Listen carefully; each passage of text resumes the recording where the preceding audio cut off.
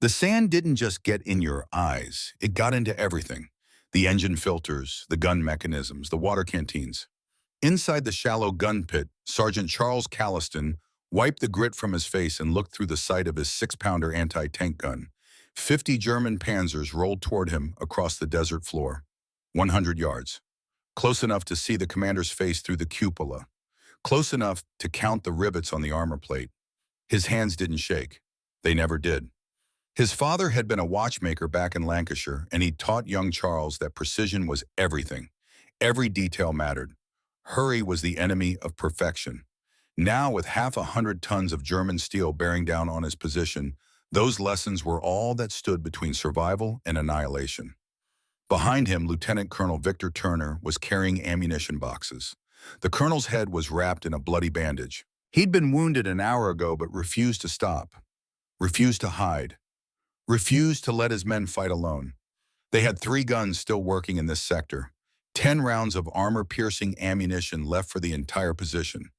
The temperature had reached 40 degrees Celsius. They'd run out of water at noon. 70% of the battalion was already dead or wounded. 19 small anti-tank guns against the most powerful armored force Rommel had in North Africa. 300 British soldiers surrounded by more than 150 German and Italian tanks. The odds were impossible.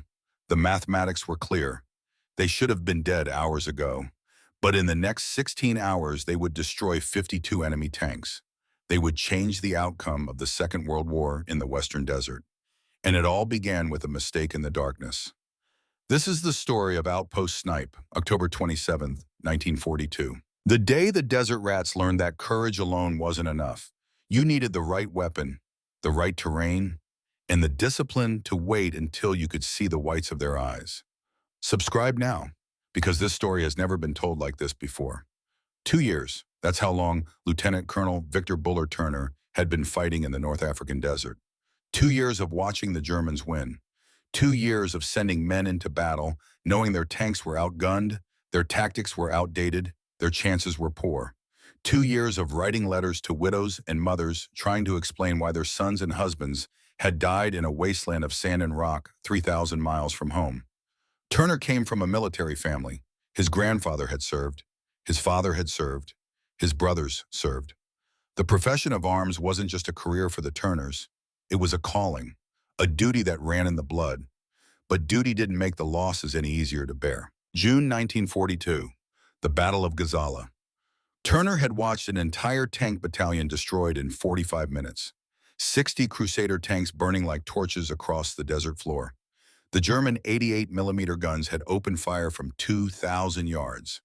The British 2-pounder guns could barely scratch paint at 600 yards. 2,000 yards versus 600 yards. It wasn't a disadvantage. It was an execution. He'd pulled 12 tankers from burning wrecks that day. Listened to them scream from burns that covered 60, 70, 80% of their bodies. 8 of them died before sunrise.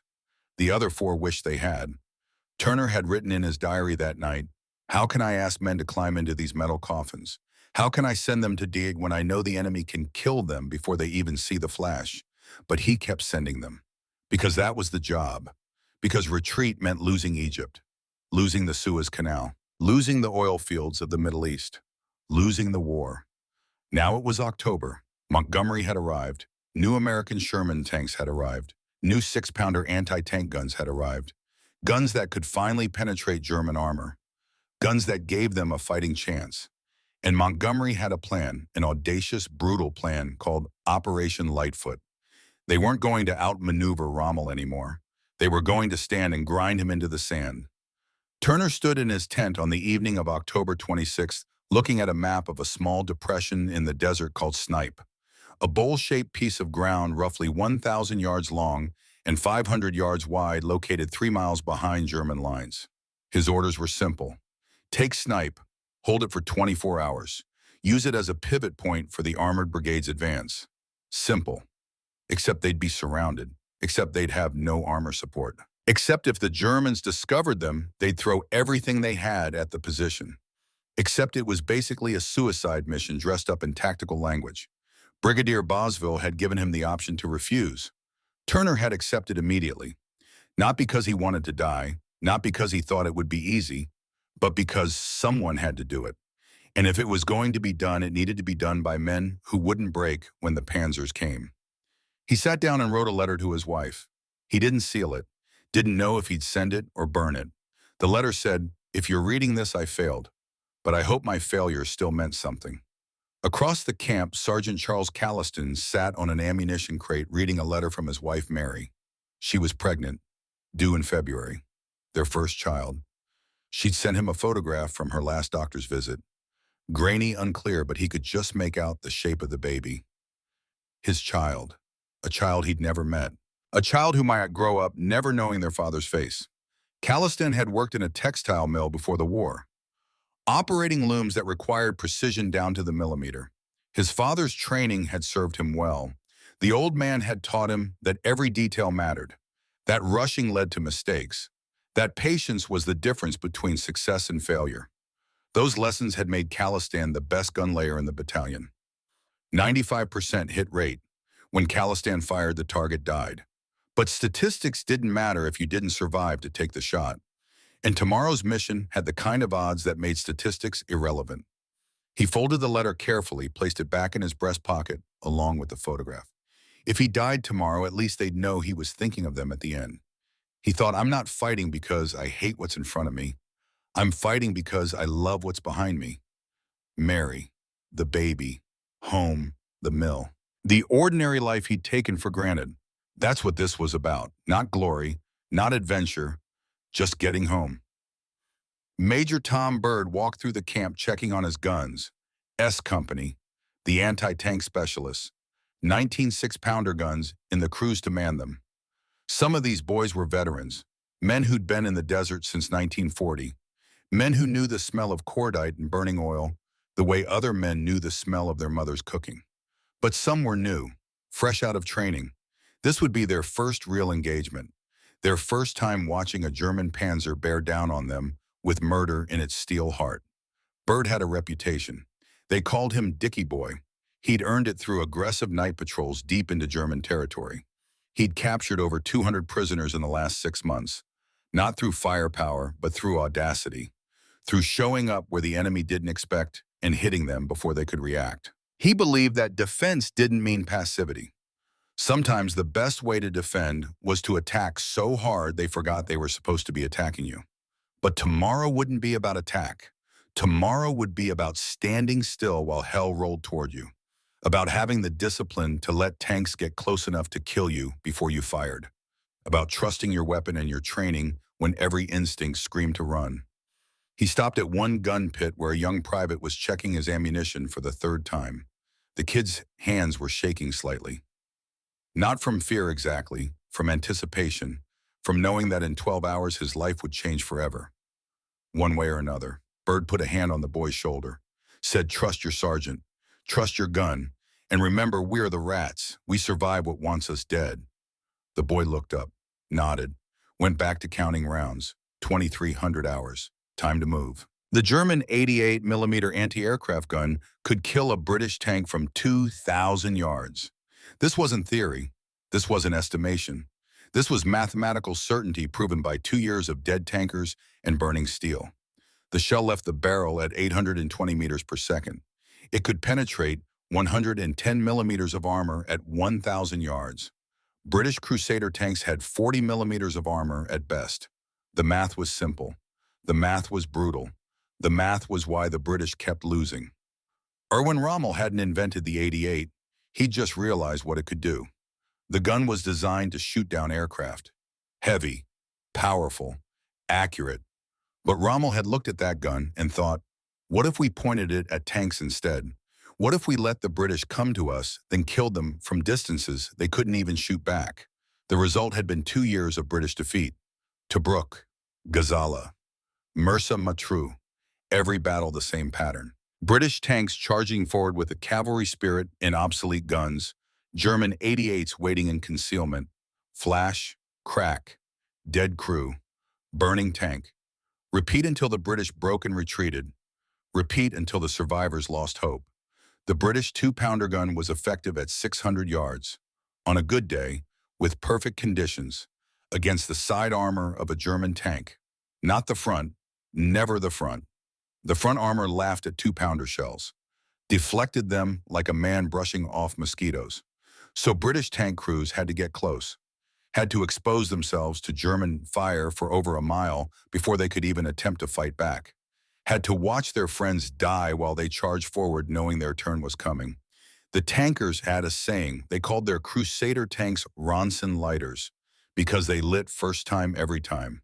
Dark humor, gallows humor, the kind of joke you told when the alternative was screaming. The survival rate for a British tank crew was measured in days, not months. 4 days average before your tank was hit. 70% casualty rate if you were hit. The smart ones requested transfers to the infantry. Better to die on your feet with a rifle than burn alive in a steel coffin. Turner had seen it all, had smelled the combination of burning oil and burning flesh that never quite left your nostrils, had heard the screams of men trapped in tanks' ammunition cooking off around them, knowing rescue meant pulling them out as charred remnants, barely recognizable as human, had written those letters home, trying to explain that their son died, quickly, died bravely, died for something that mattered when the truth was he died screaming in agony for his mother, while his skin melted off his bones. But June 1942 had been the worst. Gazala. The Germans had been outnumbered. The British had more tanks, more men, more supplies. On paper, it should have been a British victory. On paper meant nothing in the desert. Turner's brigade had been ordered to attack a German position. Standard tactics, charge forward. Overwhelm them with numbers, except the Germans weren't there. They'd pulled back, left the ground empty. And when the British tanks rolled forward, thinking they'd won, the 88s opened fire from positions they'd prepared in the flanks. 60 tanks destroyed in 45 minutes. Turner had counted, watched each flash, watched each fireball, watched each crew bail out, some on fire, some shot down by machine guns before they could take 3 steps. Watched the survivors retreat in disorder, the unit shattered morale, destroyed men questioning whether their commanders had any idea what they were doing. He'd rescued 12 men that day, pulled them from burning wrecks. Most were burned so badly he couldn't tell who they were. The smell of cooked meat, human meat, it stayed with you, haunted your dreams, made you wake up gagging. 8 died before morning, despite the morphine, despite the bandages, despite everything the medical officers could do. Burns covering 70–80% of their bodies. No skin left, plasma leaking out, shock setting in. They died badly. They died slow. The 4 who survived wished they hadn't. Faces melted into permanent masks of scar tissue. Hands fused into claws. Lives destroyed at 20 years old. Turner visited them in hospital. Listened to them talk about what they'd lost. Watched them realize they'd never have normal lives again. That night he'd written in his journal, "How can I keep doing this? How can I send boys to die in machines that can't protect them? How can I keep following orders that I know will end in slaughter?" But he kept doing it, because the alternative was surrender, was letting Rommel win, was handing North Africa to the Nazis, was potentially losing the entire war. September 1942. Montgomery arrived, different from Auchinleck, different from the commanders before. Montgomery didn't talk about maneuver, didn't talk about outflanking, talked about standing and fighting, about grinding the enemy down, about making them pay for every yard, about attrition, about turning the desert into an abattoir where German armor came to die. And Montgomery brought gifts, American Sherman tanks. Finally something that could trade punches with German Panzer IVs. Finally something with armor thick enough to survive a hit, guns powerful enough to kill at range. Not enough of them, never enough, but better than Crusaders, better than Suicide, and 6-pounder anti-tank guns, 57mm, could penetrate 74mm of armor at 1,000 yards, could kill a Panzer IV from the front, could finally give British gunners a weapon that worked, a weapon that let them fight instead of die. But weapons alone weren't enough. Gazala had proven that. The British had been outfought, outthought, outmaneuvered. Rommel was a genius. His Africa Corps were veterans. They knew the desert, knew how to use terrain, how to lure enemies into traps, how to win battles they should have lost. Montgomery's plan was audacious. Operation Lightfoot. Don't try to beat Rommel at maneuver. Beat him at attrition. Pin him against the coast where he can't use his mobility. Grind him down with superior numbers and firepower. Make him commit his armor to defend ground. Then kill his armor with anti-tank guns in prepared positions. The plan required bait, required something deep in German territory that would force Rommel to attack, required men willing to sit in the open and let Panzers roll toward them so those Panzers would die on British guns, required outpost snipe. Turner stood in Brigadier Bosville's tent on the evening of October 26. The map showed a small oval depression 3 miles behind German defensive lines. A natural bowl in the ground, good fields of fire, some scrub for concealment. Nothing else, just sand and rock and emptiness. Bosville explained, 2nd Battalion Rifle Brigade, 300 men, 19 6-pounder guns. March through the minefields tonight. Reach snipe before dawn. Dig in, wait. When the Germans counterattack Montgomery's breakthrough, they'll have to deal with you first. You'll be a thorn in their rear. You'll force them to divert armor. You'll kill as many as you can. You'll hold for 24 hours while 24th Armored Brigade exploits the gap you create. Turner understood what wasn't being said. You'll probably die there. You'll be surrounded with no support. If the Germans mass against you, you won't survive. But your death will matter. Your sacrifice will save others. Bosville offered the out. Said Turner didn't have to accept. Could assign it to someone else. Turner accepted before the brigadier finished the sentence. Not from bravado. Not from death wish. From mathematics. Someone had to do this. If it needed doing better, it was done by professionals who understood what they were getting into. Better the 2nd Rifle Brigade veterans of the desert men who'd learned how to survive than some fresh unit that would panic when the shooting started. He gathered his officers at 2200 hours. Major Hugo summoned his second-in-command, best friend since Sandhurst, the man who kept morale up when everything went to hell, who read poetry to the men in the evenings, who believed that staying human mattered even in the middle of mechanized slaughter.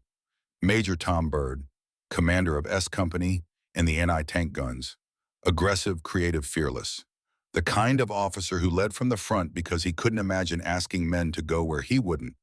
Lieutenant Jack Toms, young, recently promoted, still trying to prove himself, haunted by a mistake back in July where 2 men died because he hesitated.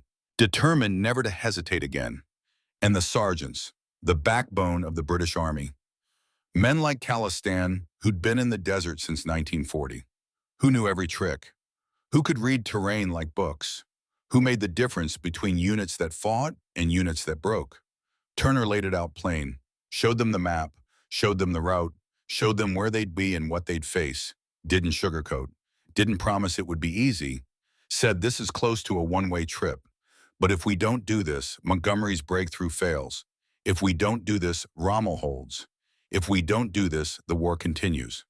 Silence. Men looking at maps. Men doing mathematics in their heads. Men understanding what morning would bring. Bird spoke first. Said Colonel, we've followed you for 2 years. We trust you. The question isn't whether we trust you.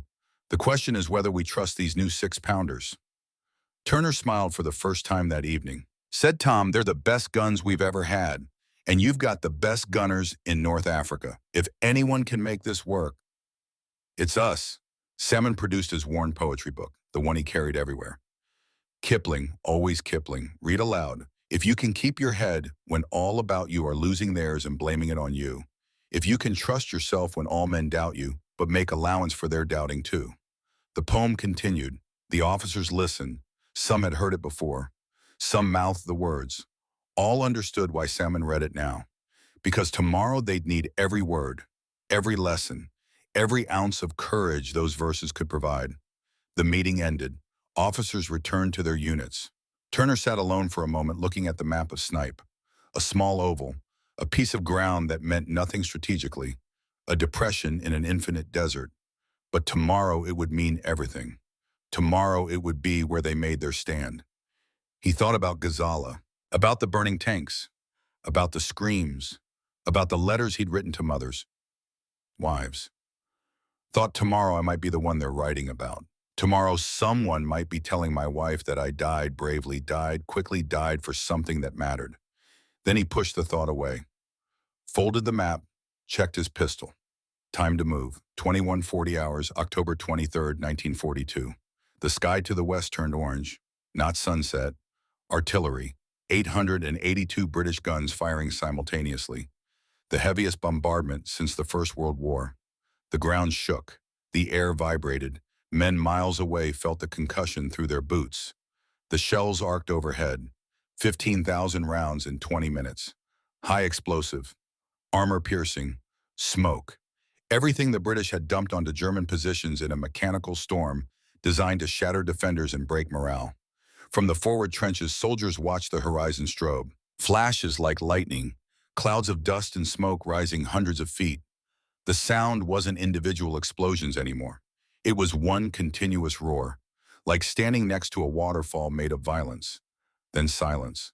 Relative silence. Ears ringing. The smell of cordite drifting back on the wind. Coppery. Bitter. The smell of modern war. 200 hours. The infantry went forward. Shannon Corps, Australian, New Zealand, British divisions, advancing into what the Germans called the Devil's Gardens, 5 miles deep, 8,000 yards of pure nightmare.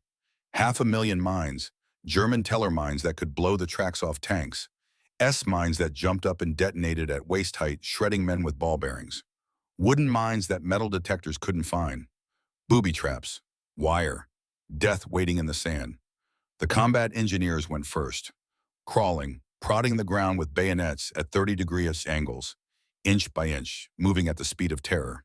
Electronic mine detectors were useless. Too much metal from the bombardment, too much interference. Just men and knives and prayers. 100 yards per hour. That's how fast they could clear a lane. 100 yards through 5 miles of mines. The mathematics were impossible, but they kept going because the alternative was staying still while German artillery found their range. The casualties started immediately. A young sapper, 19 years old, missed a mine by an inch. The next man didn't.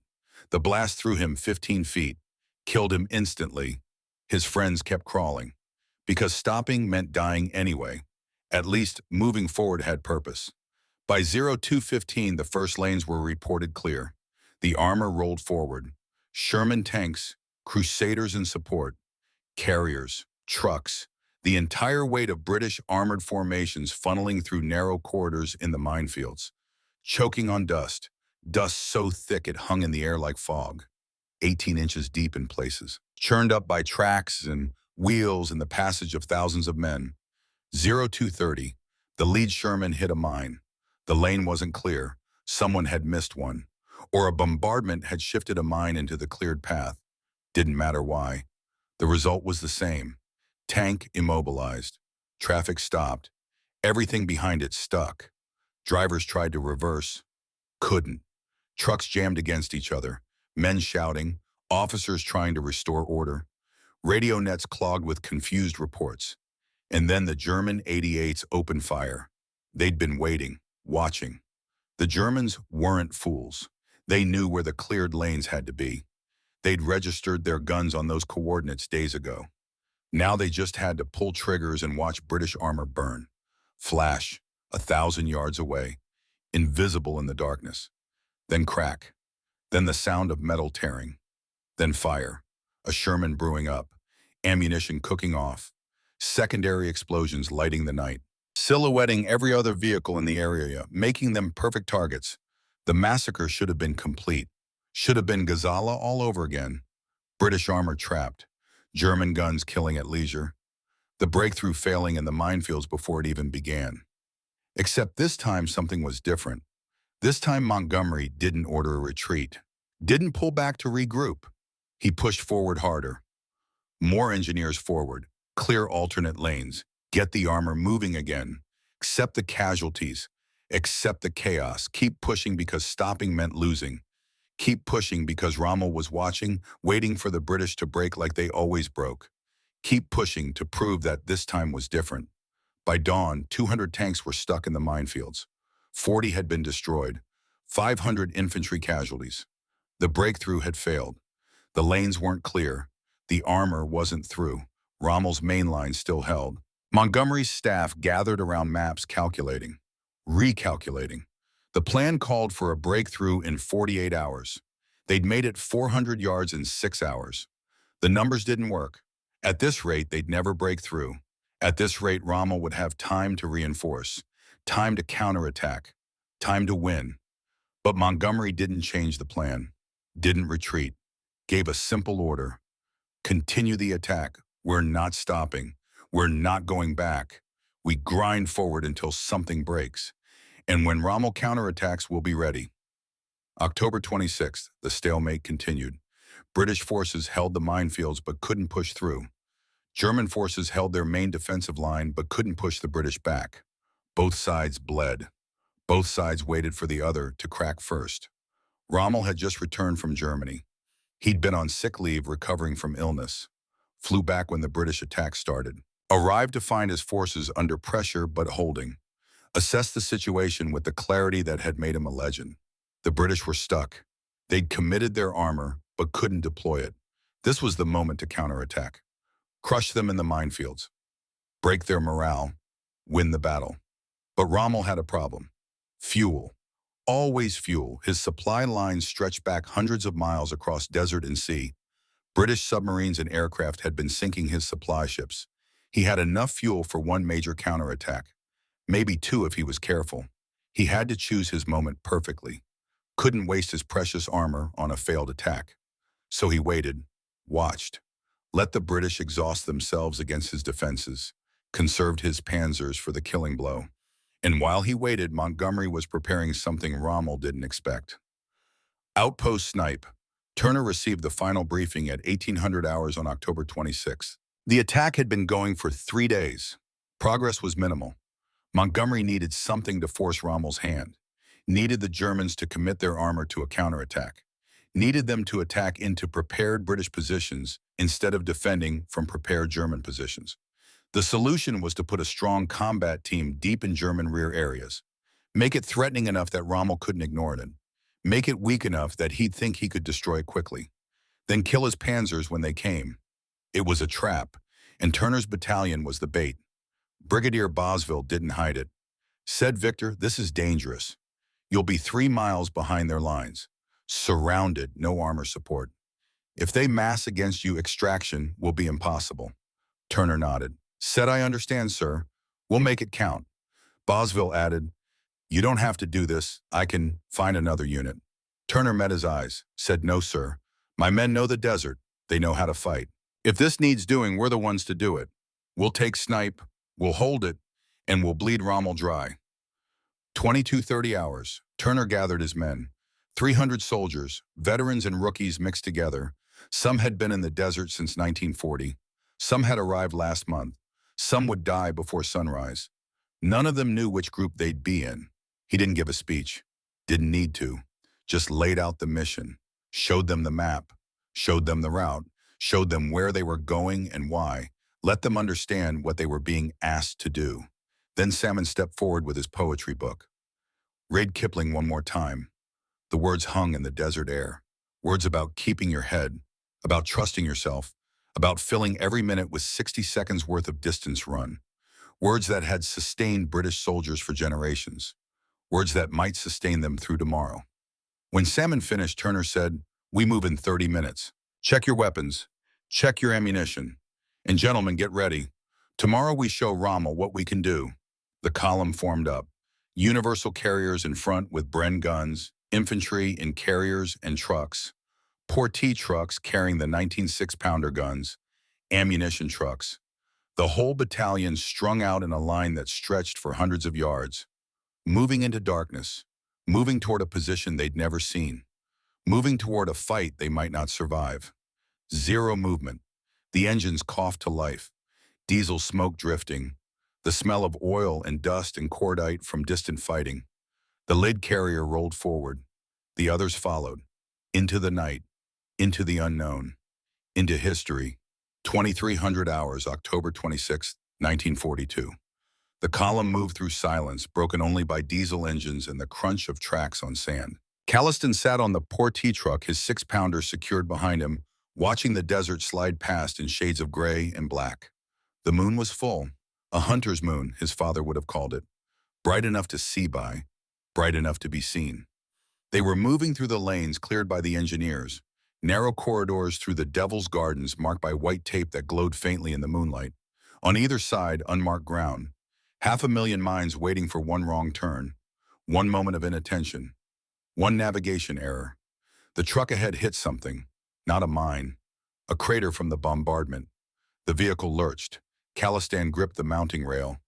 The 6-pounder shifted on its platform. For a moment, he thought it would slide off to taking half the crew with it, but the chains held. The truck recovered. They kept moving. Past the wreckage of the initial assault, burned-out tanks, British and German, both sitting like monuments to failed attacks and successful defenses. Some still smoking. The acrid smell of burned rubber and melted metal drifting through the night air. Bodies too, though the burial details had cleared most of them. Some they'd missed. Some too close to mines to risk recovery. The desert would take them in time. Sand and wind and sun reducing them to bones, then dust. Private Davies, the loader, was 19. This was his first real action. He joined the battalion 3 weeks ago, fresh from training in Cairo. Now he sat next to Calistan, trying not to stare at the corpses, trying to breathe through his mouth so he wouldn't smell them, trying to be brave. Calistan didn't tell him it got easier. That would be a lie. It never got easier. You just got better at pushing it down, better at thinking about something else, better at pretending the dead were just objects, not people who had mothers and wives and children waiting for letters that would never come. Instead, he checked the gun again. Breech clean, sights zeroed at the last opportunity, ammunition secured, 52 rounds of armor piercing, 10 rounds of high explosive. Every round counted, every round mattered. In the desert, you learn to make every shot perfect because you might not get a second chance. 100 hours. They'd been moving for 2 hours, should have covered 3 miles, might have covered 2. Hard to tell in the darkness. Navigation was by compass and guesswork. The landmarks on the map didn't match the reality on the ground. The bombardment had changed the terrain, craters where there should have been flat sand. Ridges collapsed. The desert was never static. Every battle reshaped it. Byrd's carrier was in the lead, probing forward. They'd gone through the British minefields. Now they were in no man's land. Then through the German forward positions. Enemy territory. Every shadow could be a German patrol. Every sound could be the prelude to ambush. The carriers had Bren guns mounted, good for suppression, useless against armor. If they ran into Panzers now in column in the dark, it would be slaughter. But the Germans were quiet. Either they hadn't detected the column or they were letting it pass, waiting to see what it would do. Rommel was a patient hunter. He'd let prey walk into his traps before springing them. Maybe this was a trap. Maybe Snipe was a killing ground the Germans had prepared, waiting for the British to occupy it so they could destroy the battalion at leisure. Turner was in the command carrier map spread across his knees, trying to correlate the terrain with the lines on paper. Nothing matched. The depression they were supposed to find, the oval bowl called Snipe, could be anywhere in a square mile of desert. In daylight, they'd find it easily. In darkness, with dust and smoke, obscuring stars, with compasses acting strangely near so much metal from the fighting, they were navigating blind. 0330, October 27th. Byrd's carrier stopped. The column halted behind it. Radio crackle. Byrd reporting. Found a depression. Scrub and camel thorn around the edges. Oval-shaped. About the right size. About the right distance from Kidney Ridge behind them. Probably Snipe. Probably. Turner gave the order. Deploy. This was close enough. Dawn was 2 hours away. They needed those 2 hours to dig in, needed darkness to conceal their preparations. Once the sun rose, everything would be visible. Every man, every gun, every weakness in their position. The poor T-trucks moved forward into the depression. The 6-pounders were unlimbered from their traveling position. Crews manhandled them into place around the perimeter. North, west, south, east. All around defense because they didn't know which direction the Germans would come from. Probably all directions once the shooting started. The ground was hard, not sand. Limestone bedrock covered by a thin layer of soil. Pickaxes rang against stone. Shovels scraped and skittered. The men dug anyway. Shallow pits, 18 inches deep in some places. 3 feet in others where they got lucky and found softer ground. Not the 5-foot deep gun pits they'd wanted. not the overhead cover that would protect against artillery. Just shallow scrapes in the earth that might, if they were very lucky, keep them alive a few minutes longer when the shells started falling. Calistan's crew worked in silence. Davies and the two ammunition handlers digging while Calistan positioned the gun, finding the best angle, the best field of fire, checking the traverse left and right, making sure the gun could engage targets across the widest possible arc. Every degree of traverse mattered. Every second of target acquisition time mattered. When the Panzers came, they'd come fast. No time for adjustments, no time for second chances. They camouflaged the position with sand nets in scrub, made it blend into the desert floor. From 100 yards away, invisible. From 50 yards, just another shadow. The British had learned camouflage the hard way. Learned that if the enemy could see you, the enemy could kill you.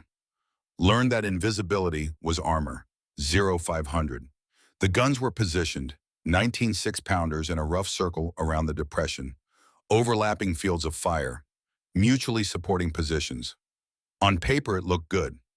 On paper, it was a textbook defensive setup.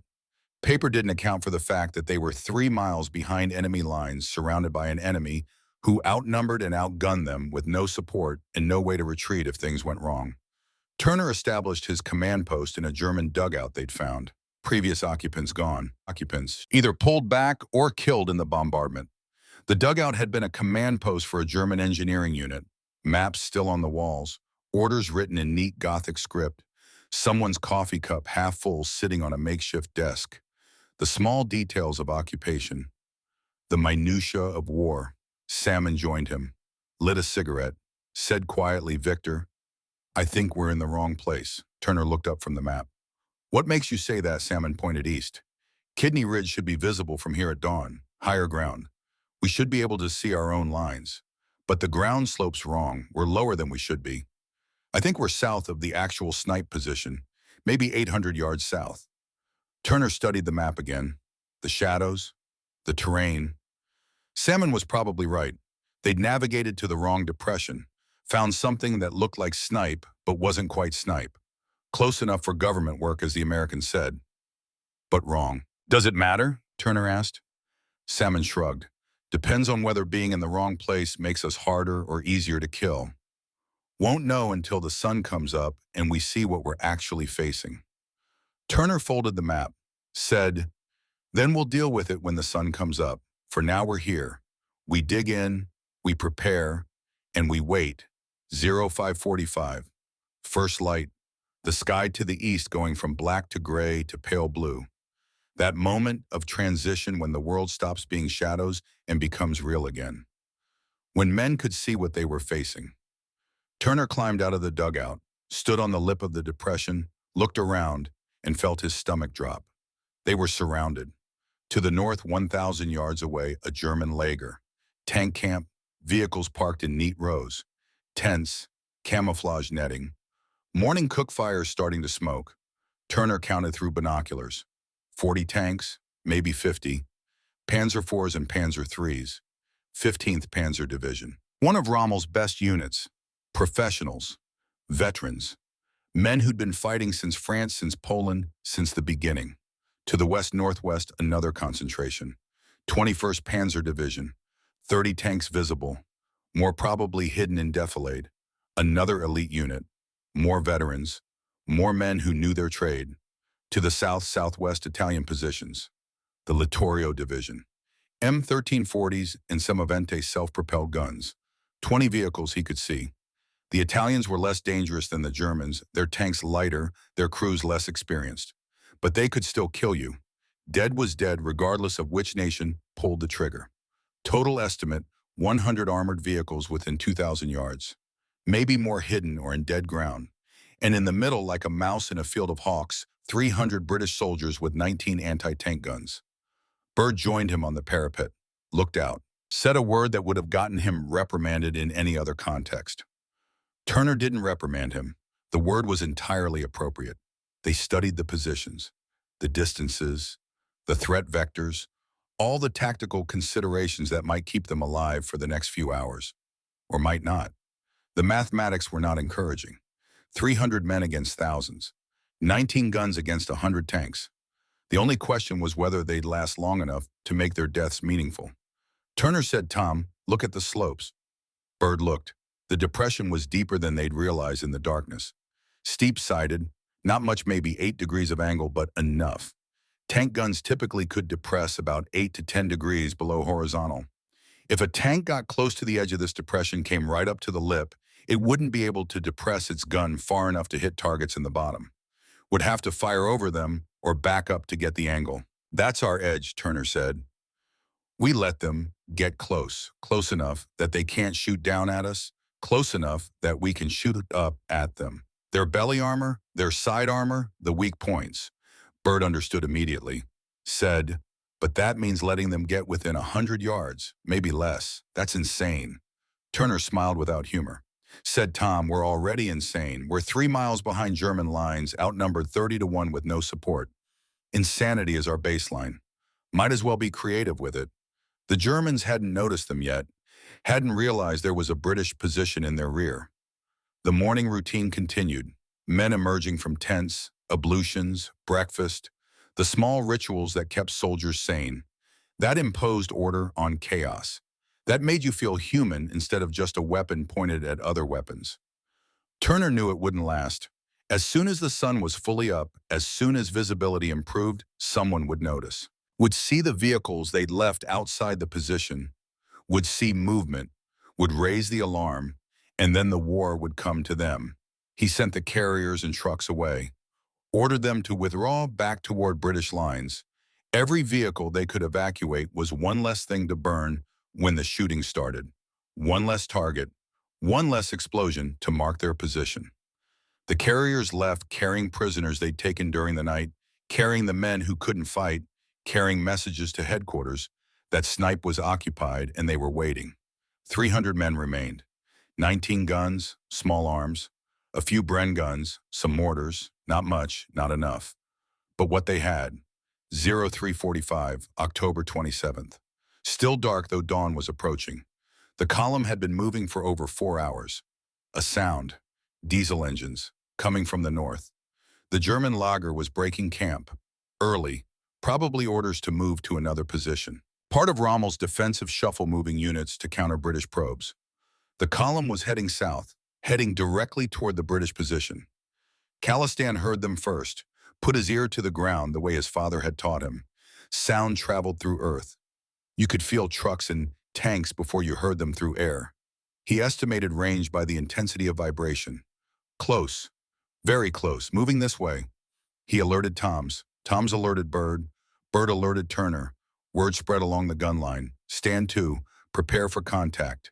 No shooting until ordered. Discipline. Wait for the perfect shot. The lead German vehicles appeared out of the darkness. Panzer IVs, long-barreled 75mm guns. Dangerous, professional. Moving in column one behind another, expecting no threats because this was their rear area, their safe zone, the place behind the lines where soldiers could relax. 300 yards. The British gunners tracked them through sights, fingers on triggers, hearts pounding. This was it. First contact. The moment that would reveal their position and start the battle. No going back after this. No second chances. 200 yards. Turner's voice on the radio net. Calm, steady, the voice of a man who'd done this before, counting down, waiting for the perfect moment, waiting for multiple guns to be on target, so the first volley would be devastating.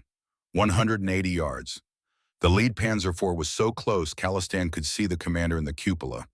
Young German officer, probably 25. Handsome, blonde, the propaganda poster version of the master race, scanning the horizon casually, not expecting death, not seeing the British guns dug into the shadows. Turner gave the order. Fire. 4 guns fired simultaneously. The night lit up, muzzle flashed like lightning, the crack of 6-pounders firing. Then the sound of impact, metal on metal. Armor-piercing rounds traveling at nearly 3,000 feet per second. Physics and chemistry combining to punch through steel.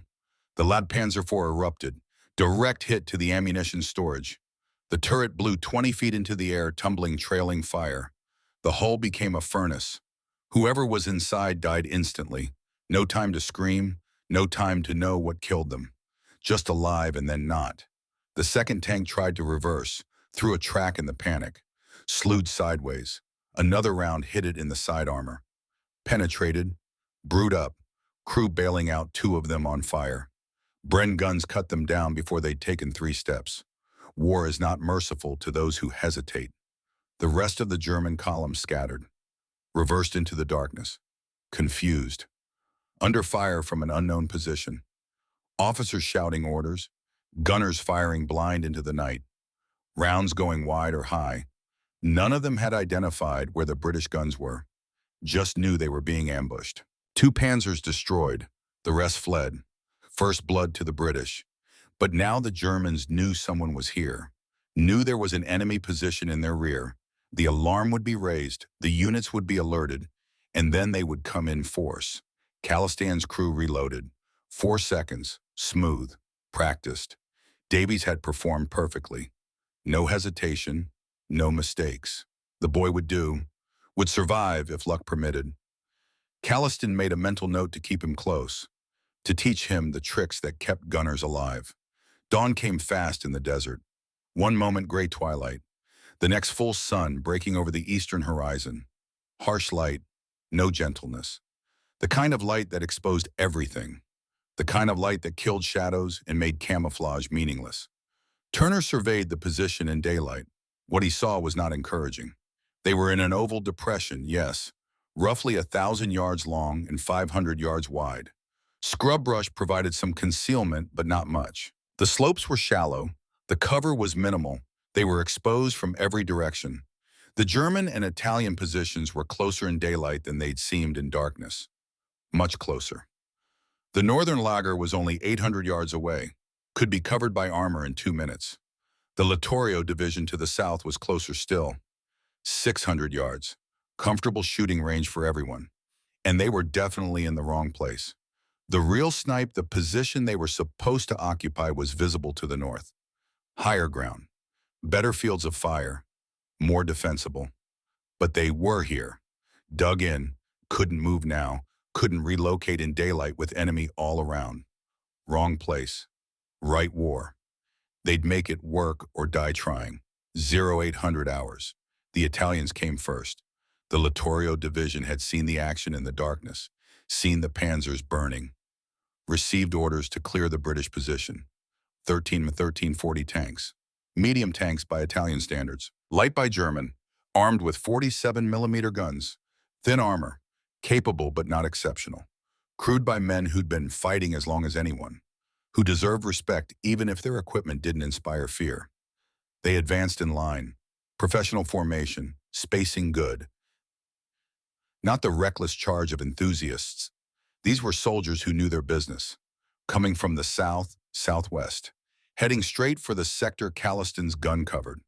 Bird passed the order, do not fire until 400 yards, conserve ammunition, make every shot count. The Italians were at 1,000 yards when spotted, at 800 yards when identified as hostile, at 600 yards when fingers started tightening on triggers, at 400 yards when Bird gave the command. 6 British guns opened fire. The sound was enormous, continuous, boom after boom after boom, reloading every 4 seconds, firing as fast as crews could load. The 6-pounders were smaller than the German 88s, lighter, more portable, but at close range they were lethal, absolutely lethal. The lead Italian tank stopped, smoke pouring from its engine compartment. Mobility kill. The second exploded, ammunition detonation. The third tried to reverse, track hit, immobilized. The fourth and fifth turned to present their frontal armor. Better protected, harder targets, but turning made them stationary, made them easy to hit. Calistan fired 3 times in 15 seconds. 3 shots, 3 hits, 2 penetrations, 1 deflection off angled armor. Davies loaded like a machine. Smooth, fast, no wasted movement. The other ammunition handlers kept the rounds coming. A production line of death. The Italians fired back.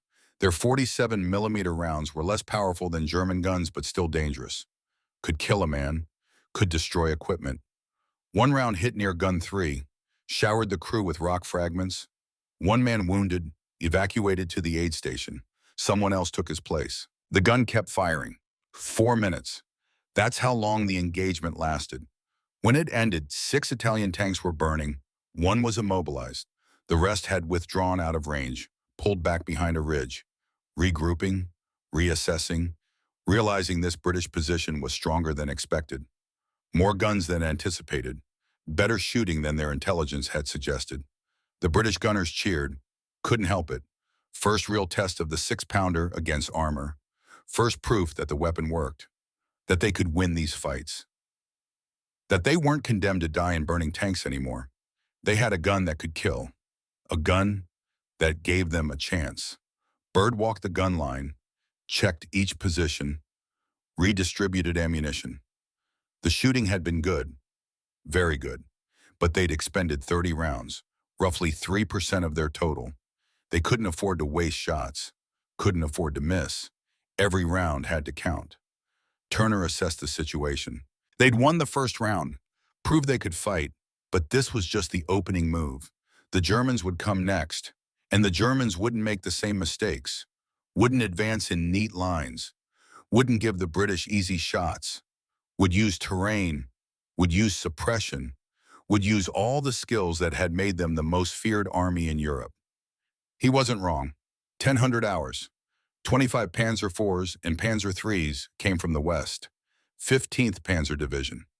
They'd watched the Italian failure, learned from it. These weren't amateurs. These were veterans of France, of Russia, of every successful German campaign. Men who knew how to kill tanks, who'd destroyed thousands of Allied vehicles, who expected this to be routine. They didn't advance in line. They advanced by bounds. Some tanks stationary hull down, firing to suppress. Others moving forward using dead ground. Proper tactics, professional tactics. The kind of tactics that won battles. And they fired from range. 1,000 yards out, their 75mm guns opened up. High explosive rounds. Not trying to kill the British guns yet. Trying to suppress them. Keep the crew's heads down. Make them afraid to shoot back. Create space for the advance. The British position became hell. Shells landing everywhere. Rock fragments flying. The air full of dust and smoke. Visibility dropping to nothing. Men curling in their gun pits, hands over heads, praying the next round wouldn't land directly on them. Praying for luck because skill didn't matter when explosives fell from the sky. Gun 5 took a direct hit. 75mm high explosive. The gun shield absorbed some of the blast, but not enough. Sergeant Miles was killed instantly. 2 crew members died with him. The 4th was wounded, both legs shattered. He crawled toward the aid station. Didn't make it. Bled out in the sand 20 yards from help. 18 guns remained. The Germans closed to 500 yards. Still firing, still suppressing. Their tactics were working. The British guns weren't shooting back. Couldn't shoot back. Couldn't see through the dust and smoke. Couldn't acquire targets. The Panzers would close to knife fighting range. Would crush the position with mass and firepower. Would win. Except the wind shifted. Just slightly. Just enough. The dust cloud drifted. For 30 seconds, visibility improved. And in those 30 seconds, the British fired. 10 guns, shooting at 500 yards. Shooting at silhouettes barely visible through smoke. Shooting by instinct and experience. Shooting because if they didn't shoot now, they'd never get another chance. 3 Panzers hit. 1 catastrophic kill. 2 mobility kills. The German advance stopped. Commanders reassessing. They'd expected an easy fight, expected to roll over a weak British position. Instead, they were losing tanks. Instead, they were bleeding. The mathematics of the engagement weren't favoring them. They pulled back, withdrew to 800 yards, fired from range, trying to destroy the British guns with suppression rather than assault. Smarter, safer. But it gave the British breathing room, gave them time to reorganize, time to prepare for the next attack. Turner moved between positions, checking casualties, redistributing men. Gun 5 was destroyed. Gun 7 had taken damage during the barrage, its shield cracked and traverse mechanism jammed. 16 guns operational, down from 19. The numbers were going the wrong direction, but they were still in the fight, still capable, still dangerous. He found Calistan's position. The sergeant was cleaning his gun, methodical, precise, making sure the barrel was clear, making sure the mechanism worked perfectly, preparing for the next engagement the way a surgeon prepared for the next operation. Turner said, "Good shooting, Sergeant." Calistan didn't look up. Said, "Thank you, sir." Permission to speak, granted.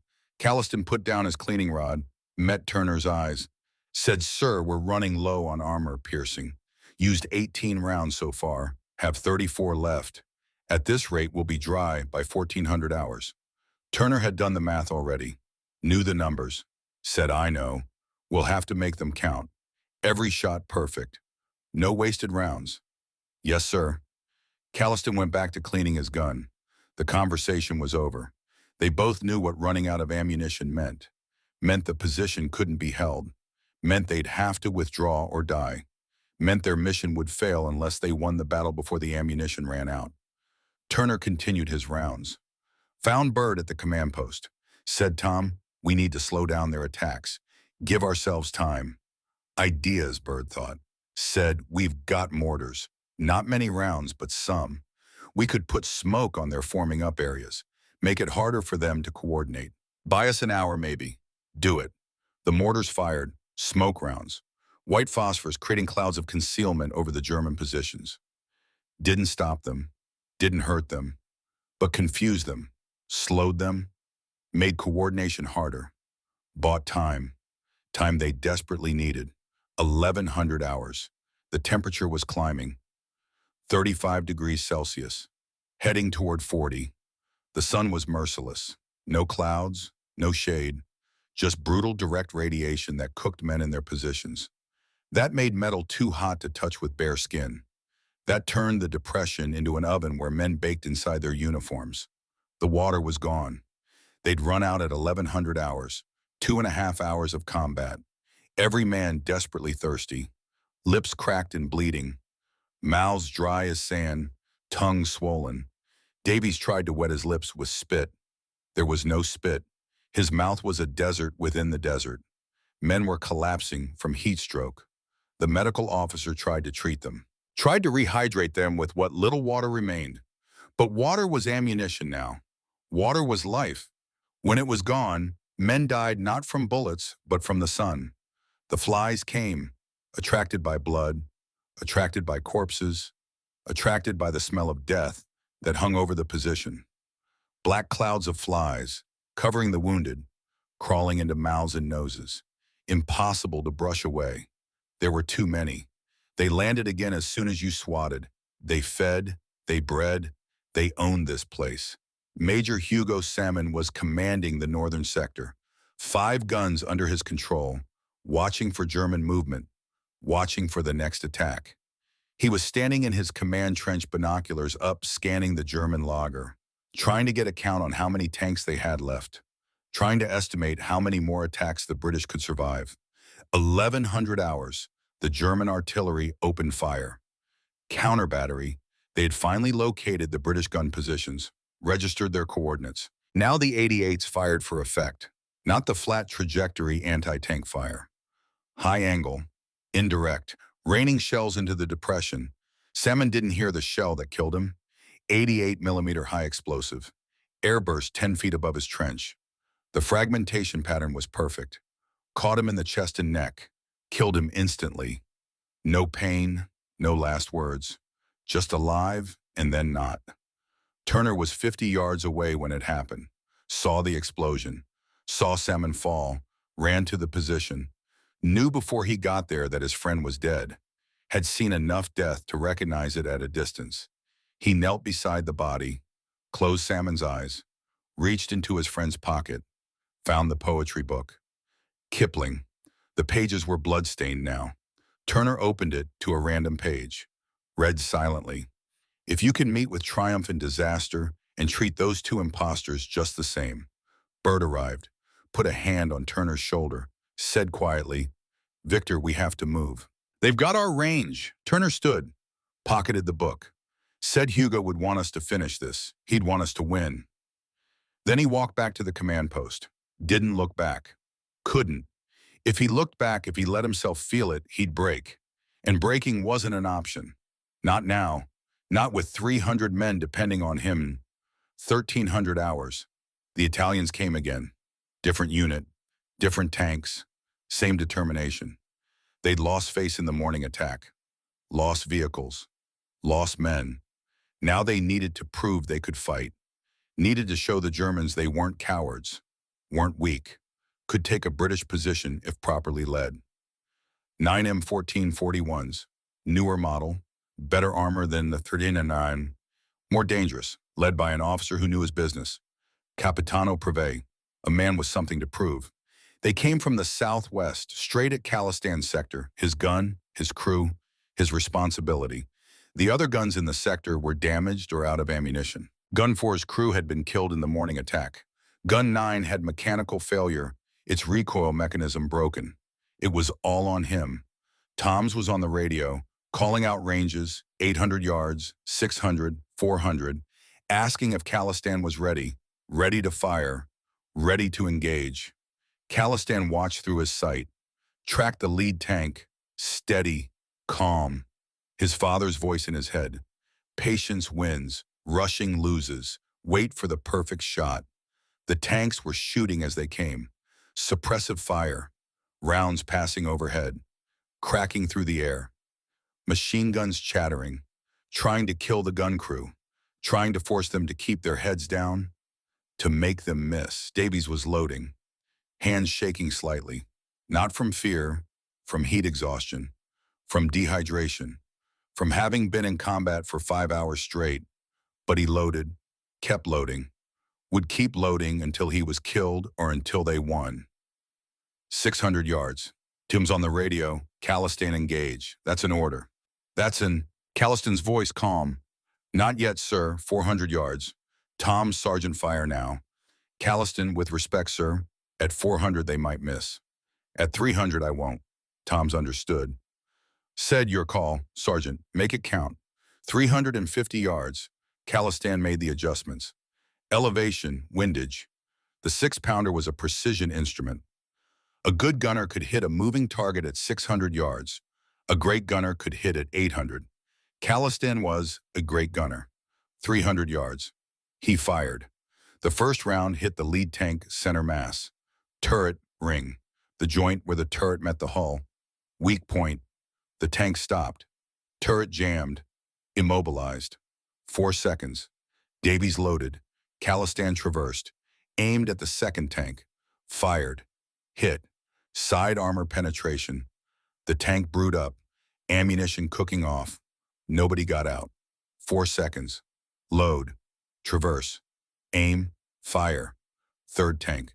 Front glacis. Penetration. Kill. 4 seconds. Fourth tank. Kill.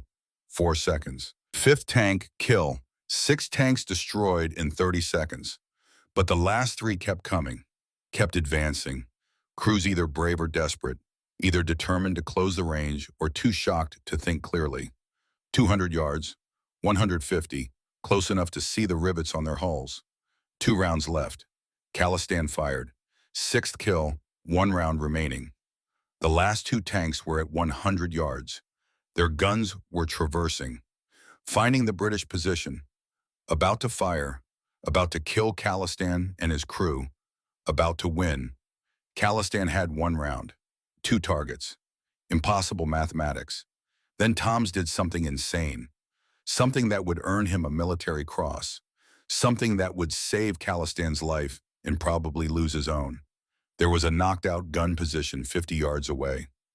Gun destroyed, but ammunition remaining. 4 boxes, 64 rounds.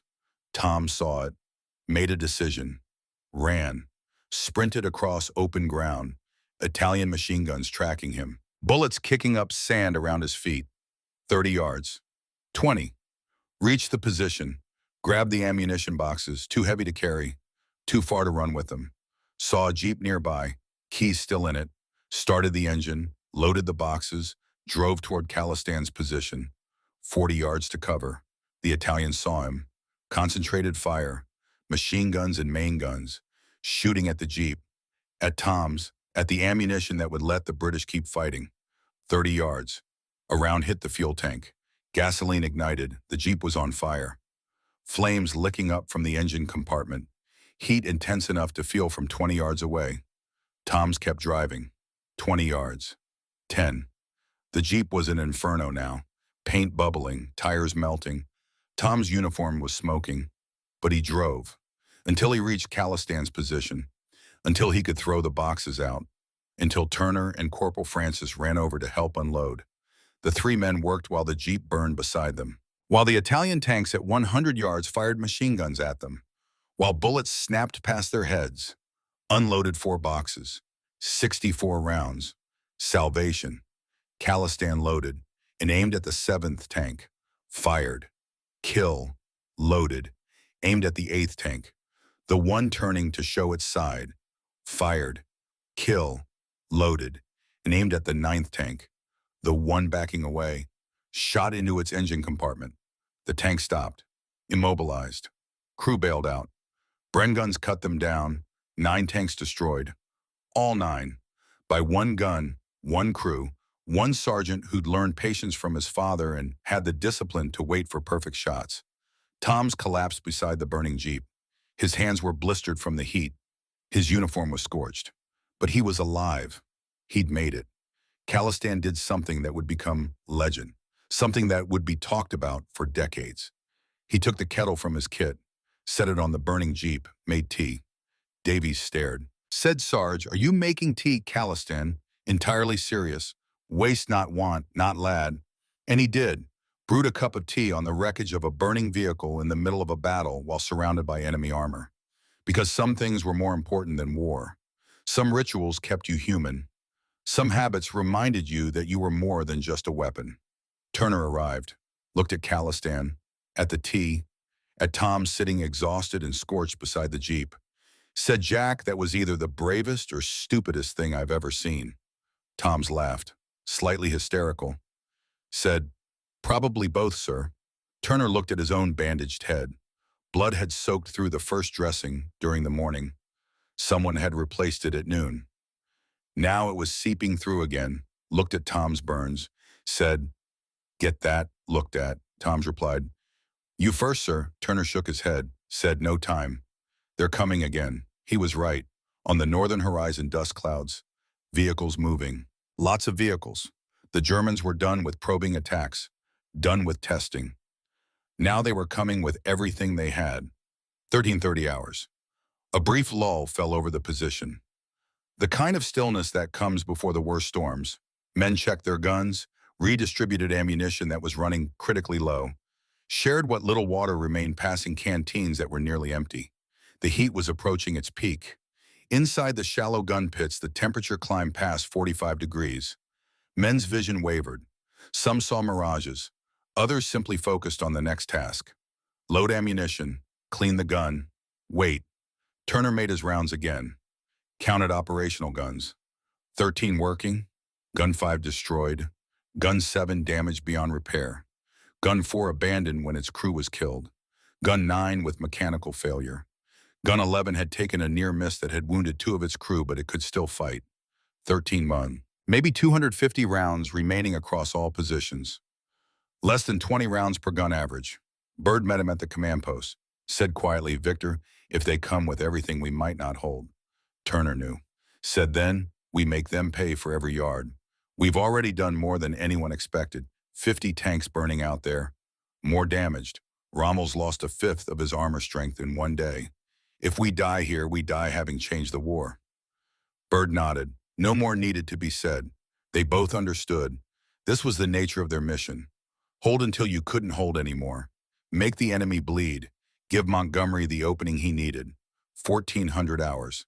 Turner's head wound was worsening. The shrapnel had caught him above the left ear when he'd helped Tom's unload the burning Jeep. Blood had soaked through 2 bandages now. His vision was blurring, edges going soft. Objects doubling, then snapping back to single. Concussion. Definitely concussion. Maybe skull fracture. The medical officer had tried to make him lie down. Turner had refused. Couldn't command from a stretcher. Couldn't ask men to fight if he wasn't fighting beside them. But his body was failing. His head pounded. His balance was off. He stumbled twice, walking between gun positions. Bird found him leaning against the dugout wall. Said, "Victor, you need to sit down." Turner waved him off. Said, "I'm fine. You're not fine. You're concussed. Let me command for a while." Turner tried to focus on Bird's face. Two birds, then one, then two again. He said, "Tom, I can't. Can't let the men see me weak." Bird's voice was gentle but firm. Said, "Victor, the men know you're human. They know you bleed. What they need to see is that you trust us. Trust me. Trust the chain of command. Let me take over while you recover." 20 minutes. That's all I'm asking. Turner wanted to argue, wanted to insist he was capable, but the truth was he wasn't. Wasn't capable of making clear decisions. Wasn't capable of coordinating defense. The responsible thing, the professional thing, was to hand over command until his head cleared.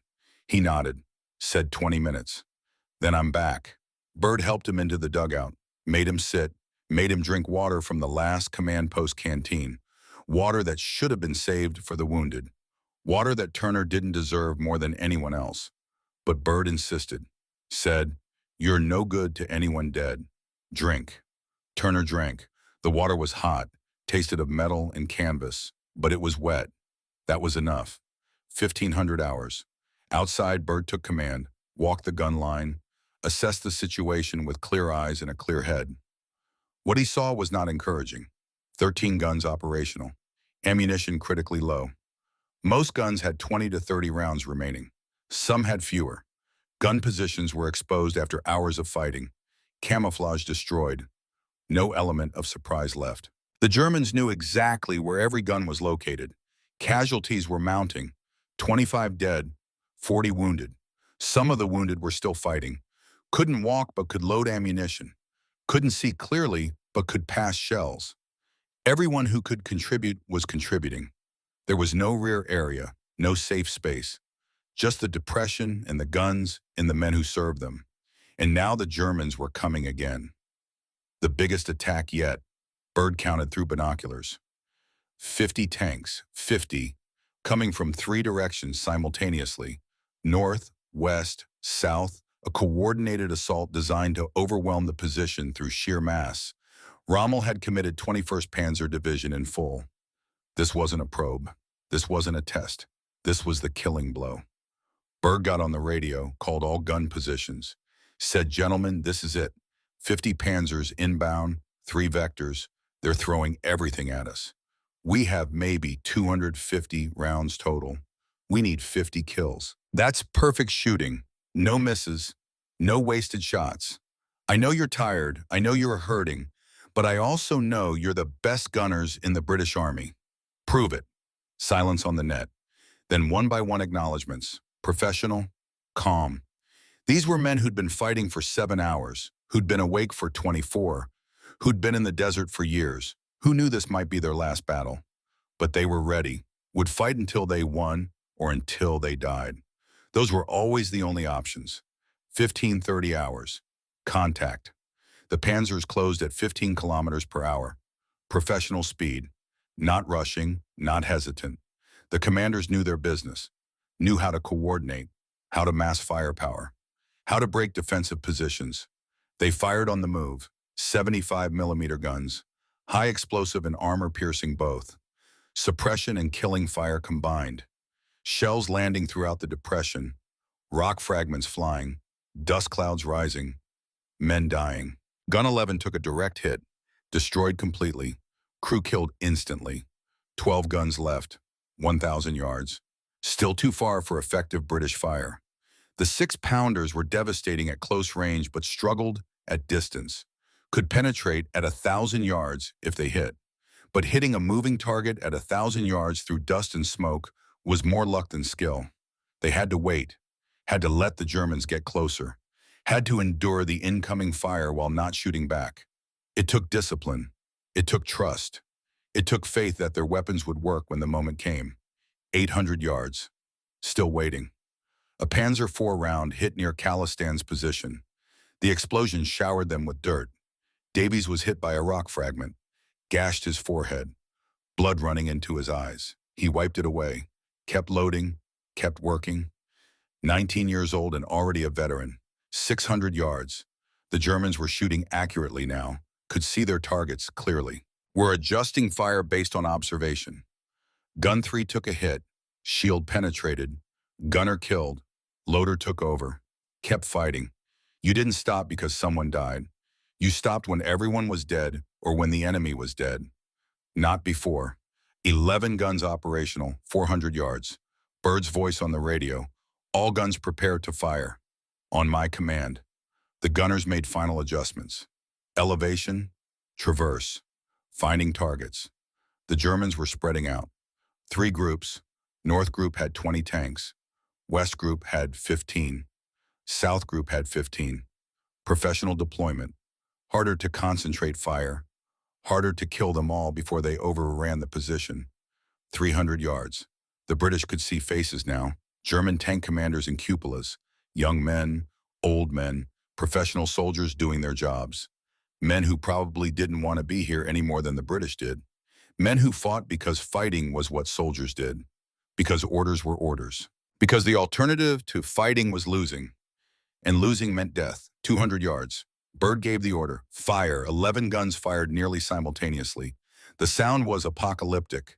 The depression became a maelstrom of muzzle flash and smoke and noise, the 6-pounders firing every 4 seconds. Crews working like machines. Load. Aim. Fire. Load. Aim. Fire. Mechanical. Efficient. Deadly. The lead German tanks died. One after another. Penetrations. Catastrophic kills. Mobility kills. The German advance slowed, not stopped. Slowed. Tanks burning. Tanks immobilized. But others kept coming. Kept shooting. Kept pressing forward because orders were to take this position and orders were absolute. 100 yards. This was the killing range. The range where the 6-pounders were most effective. The range where German armor was most vulnerable. Side armor. Belly armor. Turret rings, all exposed at close range. All deadly targets if you could hit them. But this was also the range where the Germans expected to dominate.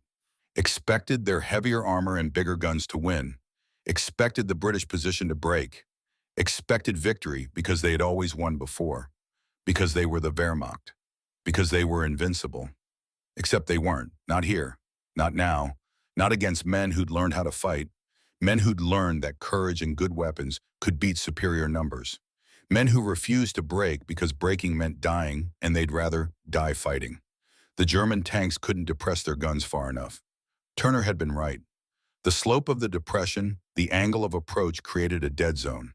At 100 yards, a Panzer IV couldn't aim down into the gun pits, could fire over them, could hit troops in the open. But the guns themselves, dug into shallow scrapes, were safe, were invisible, were deadly. The Germans realized the problem, started backing up, trying to get range, trying to find angles where their guns could engage. But backing up exposed them, made them targets, made them vulnerable. Calliston's gun was in its element. He fired 8 times in 30 seconds, 8 shots, 7 hits, 6 kills, 1 deflection. Efficiency that would have made his father proud. Precision that saved lives. British lives.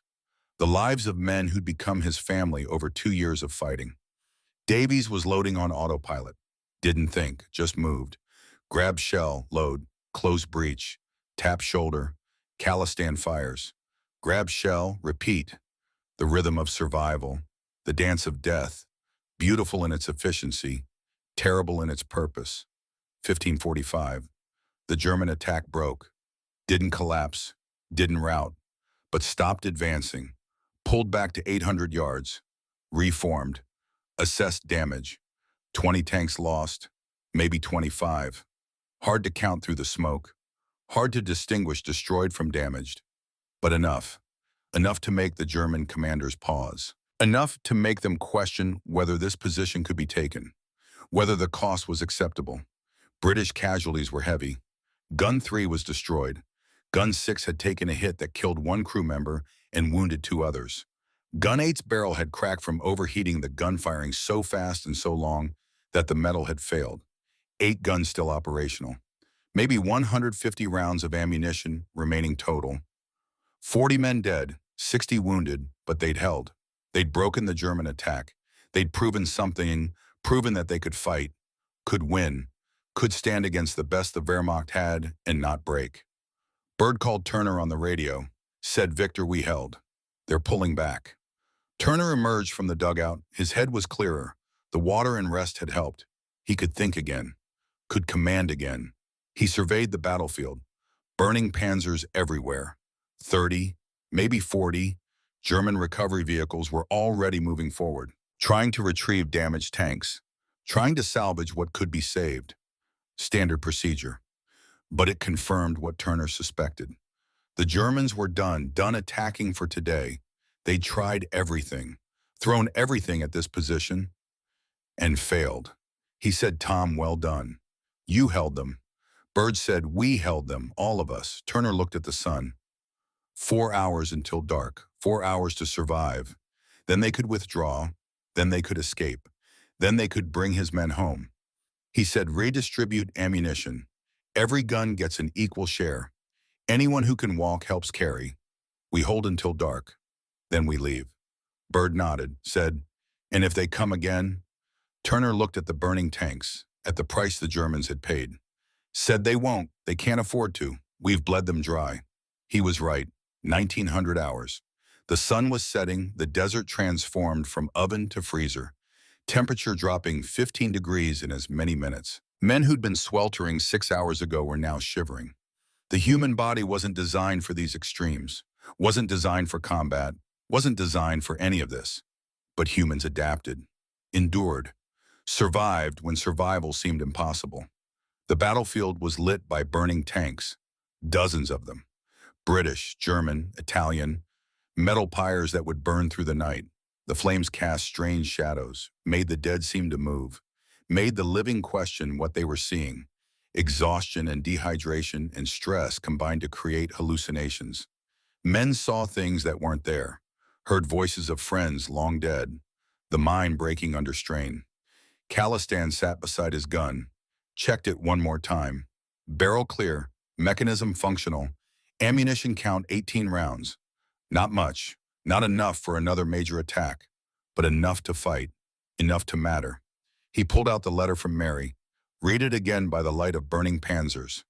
Her handwriting, her words, her love reaching across 3,000 miles to touch him, to remind him what he was fighting for, why this mattered. The photograph of the ultrasound was creased, worn from being folded and unfolded 100 times. He could barely see the image anymore, but he knew it was there, his child, his future, the reason he had to survive this. Davies was asleep, collapsed in the gun pit, 19 years old and already a veteran of one of the most brutal battles in the Desert War.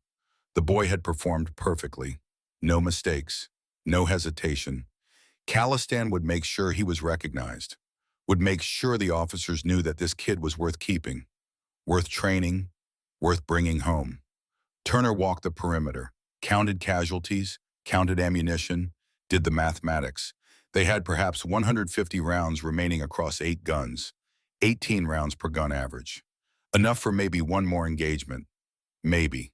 If the shooting was perfect, if nothing was wasted. The wounded were in the aid station, such as it was, a dugout, some blankets, morphine running low, bandages running low, everything running low. The medical officer was doing what he could, stopping bleeding, treating shock, making the dying comfortable. That was all anyone could do. Medicine in the field was triage. Save who you could, ease the passing of who you couldn't. Except that some wounds were beyond treatment.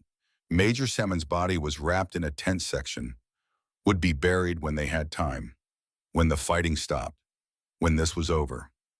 Turner had taken his friend's poetry book, carried it in his pocket now, would return it to Salmon's widow after the war, would tell her that Hugo died quickly, died bravely, died for something that mattered, the lies that helped the living endure. 2000 hours, radio crackle, message from Brigadier Bosville at headquarters, asking for status, asking if they could hold through the night, asking the question they had all been thinking. Turner replied, "Position held. Enemy armor destroyed, estimate 50 plus confirmed. Casualties heavy. Ammunition critical. Request relief." Bosville's response: relief not possible tonight. 24th Armored still engaged. Can you hold until dawn? Turner looked at Byrd. Byrd looked at the gun positions, at the exhausted crews, at the wounded, at the dead. Looked at what remained of 300 men who'd marched into this position 16 hours ago. Looked at the mathematics of survival. Byrd shook his head slightly. Not enough ammunition, not enough men, not enough anything. One more attack like the last one would finish them. Turner keyed the radio, said negative, ammunition insufficient, request permission to withdraw. Long pause. Static. The sound of deliberation 3 miles away. Officers consulting maps, weighing options, deciding the fate of 300 men they'd never met. Bosville came back, permission granted. Spike your guns. Withdraw on foot after dark. Good luck, Turner. Turner replied. Thank you, sir. We'll make it. Will you, Bosville asked. The question underneath the question. The doubt that everyone felt but nobody voiced. Turner said, yes, sir. We will. He wasn't sure he believed it. But belief didn't matter. Action mattered. Doing what needed to be done regardless of the odds. That's what soldiers did. That's what they did. They survived what wanted them dead. 2,300 hours. The orders were given. Disable all guns, remove breech blocks and sights, make the weapons useless to the enemy. It hurt. Hurt to destroy weapons that had saved their lives. Hurt to render useless the guns that had proven themselves. But orders were orders. Leaving functional weapons for the enemy wasn't acceptable. The crews worked quickly, methodically, unscrewed breech blocks, removed optical sights, smashed what couldn't be removed, turned instruments of precision into scrap metal, gun after gun, position after position, until 8 6-pounders were useless, until only gun 1 from 239 battery remained intact, the one gun they could carry out, the trophy, the proof that they'd been here, that they'd fought, that they'd won. The wounded were loaded onto the 3 remaining jeeps and 6 carriers. Every man who couldn't walk, every man who needed immediate medical care. Packed in tight, uncomfortable but alive. That was the important part. Live. Still breathing, still able to go home eventually. The rest would walk. 200 men, 2.5 miles across open desert to British lines, through German positions, through minefields, through the dark, led by men too tired to think straight, following compasses that might be wrong, trusting that they'd chosen the right direction, that they wouldn't wander into German lines, wouldn't step on mines, wouldn't die within sight of safety. Calistan made his rounds one last time, checked every gun in his sector, made sure the breech blocks were truly removed, made sure nothing could be salvaged by the Germans. Standard procedure, professional procedure, the kind of attention to detail that separated good soldiers from dead soldiers. He found a wounded man, Private Thompson, missed in the evacuation, leg wound, couldn't walk, had crawled into shadow and passed out, would die here if left, would bleed out or be captured. Neither was acceptable. Calistan didn't hesitate. Picked up Thompson, fireman's carry, 160 pounds plus equipment, heavy, very heavy for a man who'd been fighting for 16 hours without food or water. But Calistan had been a factory worker, had carried heavy loads before. This was just another load, just another task. You did what needed doing. He started walking east, toward British lines, 2.5 miles, 4 kilometers. Possible. Difficult, but possible. He'd done harder things, survived worse situations. This was just walking, just endurance, just refusing to quit. The main column formed up. Tommy gunners in front, security, watching for German patrols. Then the walking wounded. Men who could move but needed help. Then the able-bodied. Then rear guard. Standard withdrawal formation. Professional withdrawal formation. The kind of movement that kept units intact. That brought men home. Byrd led. Turner brought up the rear. Last man, the commander's position. You didn't ask men to go where you wouldn't follow. Didn't ask them to take risks you wouldn't share. Turner understood that, had always understood that. It's why his men followed him, why they trusted him, why they'd marched into this impossible position and somehow survived. 30 hours. The column moved out. Slow, very slow. Each man with a hand on the shoulder of the man ahead, moving in darkness, trusting, following, hoping that the lead navigator knew where he was going, that the compass was accurate, that British lines were where they were supposed to be. 1 mile covered, 1.5 remaining. Men falling, getting up, falling again. Some stayed down, too exhausted to continue. Friends helped them, carried them, dragged them. Nobody left behind if it could be avoided. That was the rule, the unwritten code. You brought your mates home or you died trying. 0030 hours, 28th of October, a new day. Technically, though it felt like the same endless day that had started 30 hours ago. Time had lost meaning. There was only now, only the next step, only survival. Khalistan was a mile from the snipe position when Thompson was hit. Stray round, German machine gun firing at shadows. The bullet caught Thompson in the chest, killed him instantly. Khalistan felt the body go limp, felt the weight become dead weight, literal dead weight, a corpse instead of a wounded man. He lowered Thompson gently to the sand, closed his eyes, said a quick prayer. Not religious normally, but this seemed to require something. Some acknowledgement that this man had mattered, had been a person, had deserved better than to die 50 yards from safety. Then Khalistan turned back, walked back toward Snipe, toward the battlefield he'd just left, because there might be others, might be more wounded they'd missed, might be men who could still be saved if someone had the courage to go back. He found Corporal Harris, leg wound, femoral artery, bleeding badly, would die in minutes without help. Khalistan applied a tourniquet, his father's teaching again. Precision, care, the right amount of pressure. Too loose and Harris would bleed out. Too tight and he'd lose the leg to gangrene. Just right and he'd live. He picked up Harris, started walking again. East, toward safety, toward home. Another heavy load, another mile to cover, another task that needed doing. 100 hours. The main column was approaching British lines. Should have been simple, should have been safe. They were home. They'd made it, except the British didn't know they were coming. Didn't know to expect a column of exhausted men walking out of the darkness. The forward observers saw movement, heard sounds, assumed Germans, assumed enemy, did what they were trained to do. The Royal Horse Artillery opened fire. Shells landed among the column. British shells, friendly fire, the worst kind of death. Killed by your own side. Bird-fired red flares. Emergency signal, stop shooting. Friendly troops. Stop shooting for the love of God, stop shooting. The artillery stopped. Too late for 3 men, dead from British shells. Killed within sight of safety. Killed by mistake. By miscommunication. By the chaos that was war. Turner was furious. Wanted to find whoever gave the fire order and strangle them. Wanted to scream. Wanted to break something. But there was no time. No point.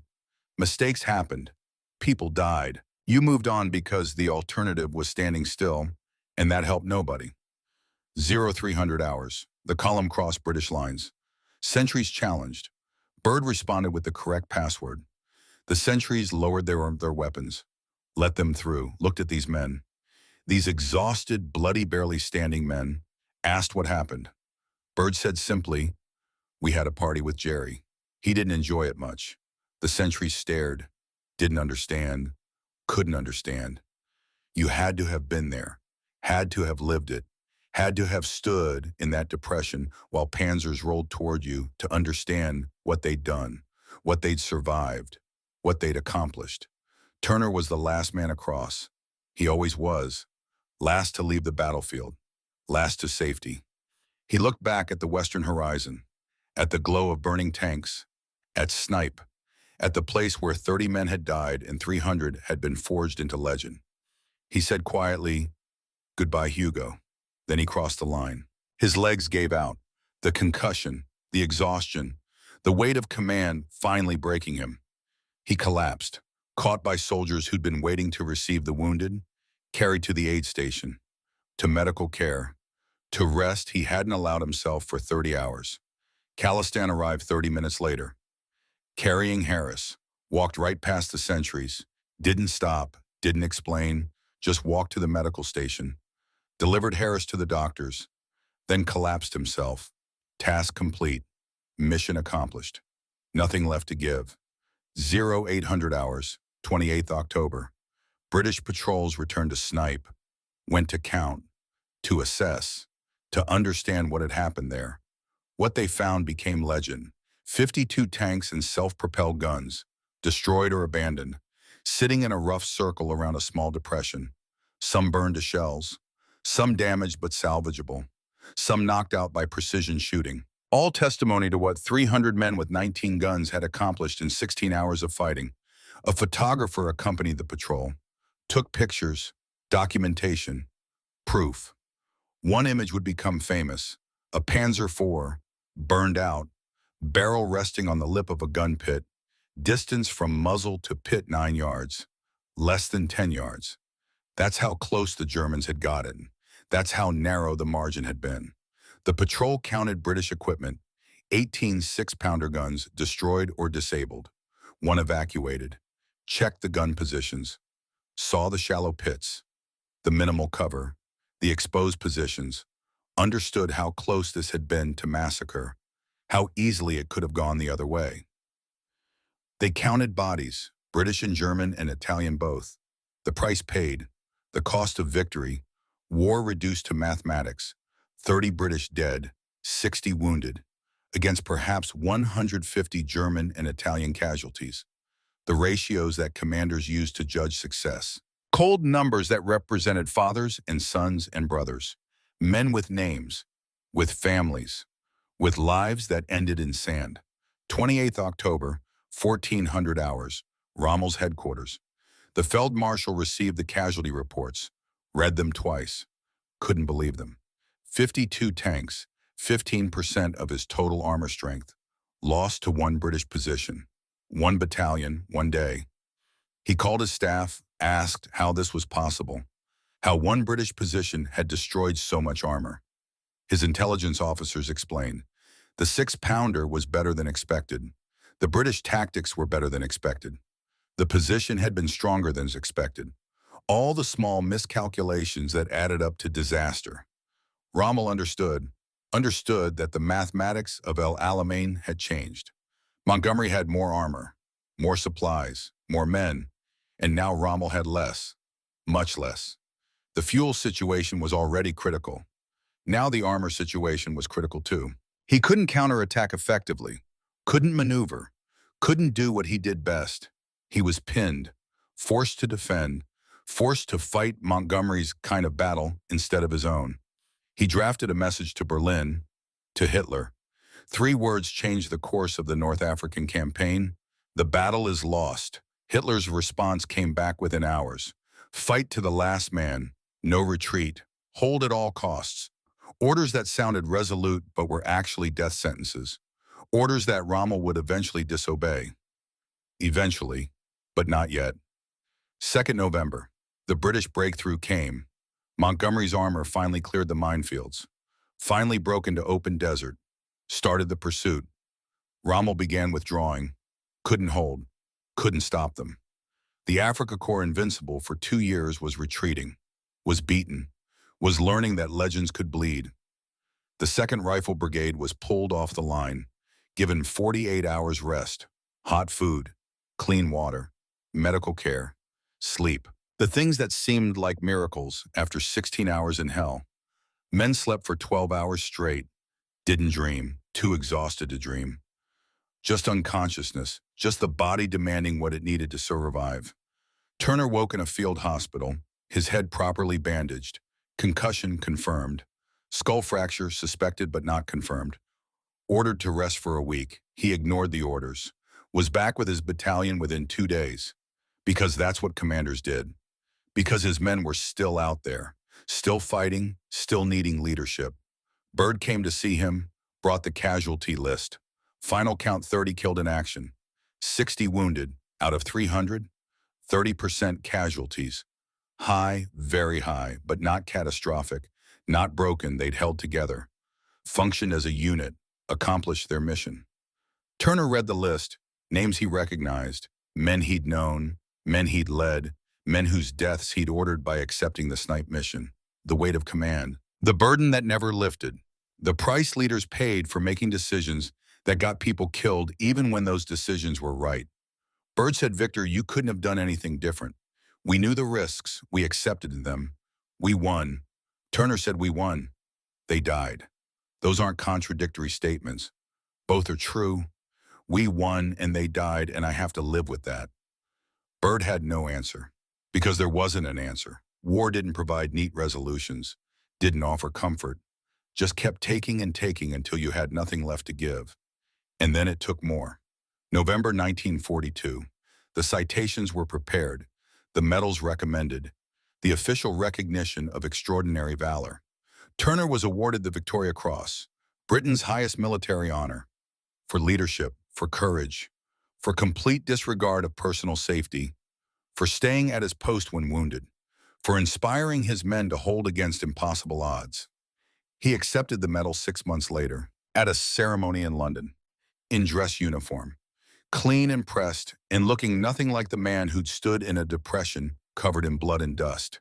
He gave a short speech, said, "This isn't my medal, it's the battalion's.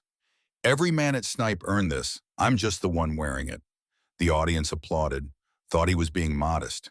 He wasn't. He meant it litterbone.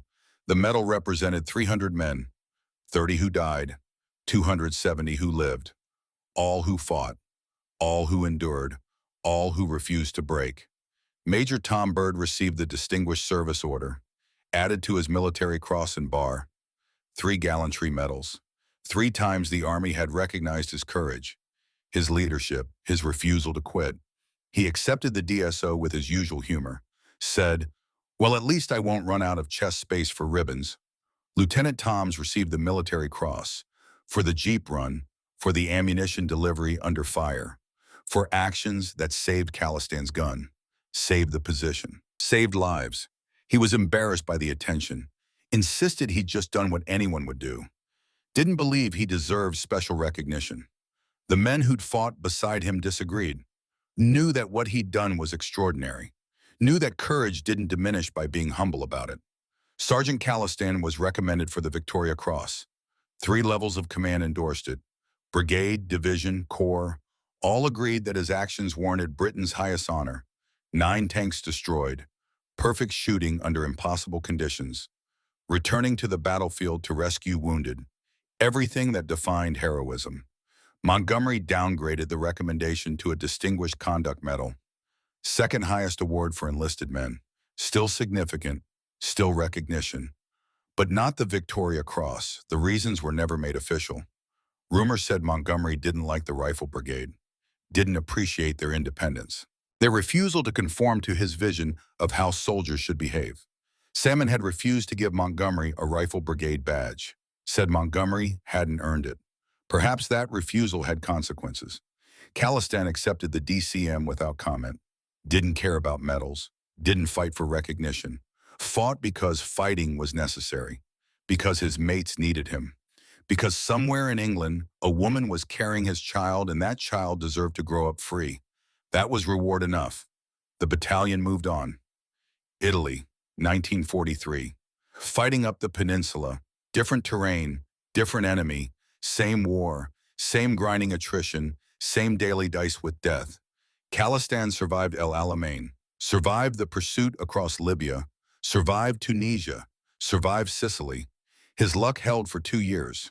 He became a legend in the regiment, the man who'd destroyed 9 tanks at Snipe, the man who'd made tea on a burning Jeep, the man who walked back into fire to save wounded. Men wanted to serve with him, wanted his expertise, wanted to learn from him. Italy was different. Close terrain, mountains and villages. Not open desert, not the long-range shooting that favored the 6-pounder.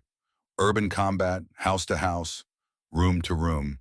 The kind of fighting that killed even the best soldiers. The kind of fighting where luck mattered more than skill. April 1944. A village whose name doesn't matter. A house that looked like every other house. Calistan's squad was clearing buildings. Standard procedure. Kick door, throw grenade, wait, enter, clear, move to next room, repeat until the building was secure or you were dead. Someone had booby-trapped a door. Germans retreating left surprises. Khalistan opened it. The mine detonated, killed him instantly. He was 27 years old. His son David was 13 months old. Father and son never met, never would meet. David would grow up with stories, with photographs, with a medal in a case, but never with a father. Mary received the telegram in May, received the official letter, received Khalistan's personal effects. Among them, the letter he'd written before Snipe. The letter she was never supposed to read because he was supposed to come home. The letter that said he fought not from hate, but from love. Fought for her, for their child, for the future. She kept the letter, showed it to David when he was old enough to understand, told him about his father, about the man who'd been a factory worker, a soldier, a hero, about the man who'd learned patience from a watchmaker, who'd used that patience to save lives, who'd done his duty without complaint, without seeking glory, who'd just been a good man in terrible circumstances. David became an engineer. Like his father, worked with precision, with care, with attention to detail. Never met his father but inherited his character, his dedication, his quiet competence, the traits that made ordinary men extraordinary. The defensive outpost Snipe was studied, analyzed, became doctrine. The British Army learned lessons, learned that aggressive defense worked, that small units in enemy rear areas could achieve disproportionate results, that courage and good weapons could overcome superior numbers, that the 6-pounder was a war winner if used correctly. Rommel wrote in his memoirs after the war, wrote about El Alamein, about the factors that led to defeat, wrote specifically about British anti-tank gunners, said they were the best he'd ever faced, said that an armored attack against well-prepared defensive positions was unlikely to succeed, said it with the authority of a man who'd learned the hard way, who'd lost tanks, lost battles, lost a campaign because he'd underestimated what defenders could do. He never knew how close he'd come to overrunning Snipe. Never knew that if the sun had set 10 minutes later, if one more Panzer had pressed the attack, the outcome might have been different. The margin between victory and defeat had been measured in minutes, in yards, in the discipline of exhausted men who refused to break. The 7th Armored Division adopted the jerboa as their emblem, a small desert rodent, quick, adaptive, able to survive in environments that killed others. The symbolism was perfect. They weren't the biggest unit, weren't the most glamorous. But they survived, they endured, they won. Turner retired after the war. Lieutenant Colonel, Victoria Cross recipient, offers to write memoirs, to give lectures, to capitalize on fame. He refused them all, went to live with his siblings in Norfolk. Quiet life, rural life, away from attention, away from questions about what happened at Snipe. When asked about it, he was brief. Said the men did their duty, said they fought well, said he was proud to have led them. Didn't elaborate, didn't provide details. The experience was too personal, too painful, too full of faces he'd never forget. Names he carried with him every day. He died in 1972, 30 years after Snipe. Never forgot, never stopped seeing that depression in the desert, never stopped counting the kin. The burden of command lasted longer than the war. Lasted a lifetime. Bird survived, fought through Italy and Normandy, was wounded badly at Arnhem in September 1944, blown up by mortar fire, dragged to safety by a fellow officer. His fighting war ended there, but he served after. Different roles, different challenges, posted to Washington as aide to Field Marshal Wilson, met Roosevelt, met Churchill, met all the leaders who'd shaped the war he'd fought. He attended a Snipe reunion dinner in 2011, was 96 years old, one of the last survivors. Spoke briefly, said that when the battle ended, it didn't feel like victory, felt like loss. Hugo Salmon dead, all his guns destroyed, so many friends wounded or killed. Victory was an abstraction, loss was concrete. But later, he said, later when time gave perspective, when he could see the bigger picture, when he understood what they'd accomplished, then he felt pride. Then he understood that they'd changed history, that their 16 hours had mattered, had saved lives, had shortened the war, had been worth the most even though the cost was terrible. The sand covered the tank tracks within weeks, wind and weather erasing evidence. The wrecks remained for years, decades, slowly rusting, slowly being buried by drifting sand, eventually gone, recycled or buried, or simply disintegrated, metal returning to Earth, the physical evidence disappearing, but the memory remained. In regimental histories, in citation text, in the stories old men told their grandchildren, in the lessons taught at Sandhurst to new officers learning their trade, in the understanding that sometimes under the right circumstances, courage and skill could overcome impossible odds. The defense of Outpost Snipe wasn't magic, wasn't supernatural, was just men doing their jobs under terrible conditions. Men who were frightened but fought anyway, who were exhausted but persisted, who were outnumbered but refused to quit. Ordinary men in extraordinary circumstances discovering that they were capable of more than they'd imagined. That's the real lesson, not that heroes are superhuman, but that humans can be heroic, that normal people, factory workers and farmers and clerks can rise to challenges that seem impossible, that training and discipline and determination can achieve what seems unachievable, that the difference between defeat and victory is often just the refusal to accept defeat. They learned that in the sand of North Africa, learned it fighting Rommel, learned it at Snipe, where 19 guns faced 52 tanks and won, where 300 men held against thousands, where the mathematics of combat were defied by men who simply wouldn't break. The wreckage is gone now. The men are nearly all gone. The generation that fought that war is fading. Soon there will be no one left who remembers firsthand, who can describe the heat and thirst and fear, who can explain what it meant to stand in that depression while Panzers rolled toward you. But the example remains, the proof that ordinary people can do extraordinary things.